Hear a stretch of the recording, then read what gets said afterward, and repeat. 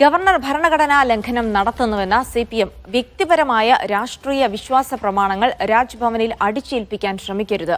Governor ഭരണഘടനയ്ക്ക് വിധേയനായി അതിന്റെ സംരക്ഷകനായി നിൽക്കണമെന്ന മുന്നറിയിപ്പും എം.വി. ഗോവിന്ദൻ ദേശാഭിമാനിയിൽ എഴുതിയ ലേഖനത്തിൽ നൽകുന്നുണ്ട്.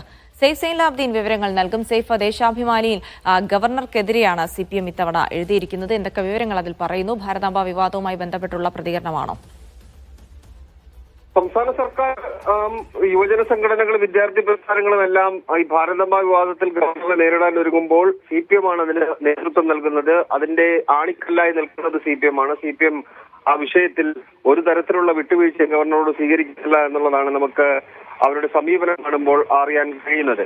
അതിനൊപ്പമാണ് സിപിഎമ്മിന്റെ സംസ്ഥാന സെക്രട്ടറി എം.വി. ഗോവിന്ദൻ ഇന്ന് ദേശാഭിമാനിയിൽ എഴുതിയ ലേഖനത്തിൽ ഗവർണറെ കടന്നാക്രമിക്കുന്നത്. വ്യക്തിപരമായ രാഷ്ട്രീയ വിശ്വാസ പ്രമാണങ്ങൾ രാജ്ഭവനിൽ അടിച്ചേൽപ്പിക്കാൻ രാജേന്ദ്ര അർലേക്കർ ശ്രമിക്കരുത് എന്ന മുന്നറിയിപ്പ് ആ ലേഖനത്തിൽ കാണാൻ കഴിയുന്നുണ്ട്. ജിൽസി, ഭരണഘടനയ്ക്ക് വിധേയനായി അതിന്റെ സംരക്ഷകനായി നിൽക്കണമെന്ന മുന്നറിയിപ്പ് കൂടി അത് നൽകുന്നുണ്ട്. രാജ്ഭവനിൽ വെച്ചിട്ടുള്ളത് RSS സങ്കല്പത്തിലുള്ള ഭാരത മാതാവാണ് എന്നുള്ളതാണ് സിപിഎം പറയുന്നത്. കാവിസാരി അണിഞ്ഞ സ്ത്രീ രൂപത്തെ ഭാരതമാതാവിന്റെ പ്രതീകമായി തങ്ങൾക്ക് കാണാൻ കഴിയില്ല എന്നുകൂടി അദ്ദേഹം പറയുന്നുണ്ട്. മന്ത്രിമാരെ പി പ്രസാദും വി ശിവൻകുട്ടിയും ചെയ്തതിനകത്ത് ഒരു തെറ്റുമില്ല. അവർ ചെയ്തത് കൃത്യമായ ശരിയായ നിലപാടാണ് എന്ന് അദ്ദേഹം വിശദീകരിക്കുന്നുണ്ട്.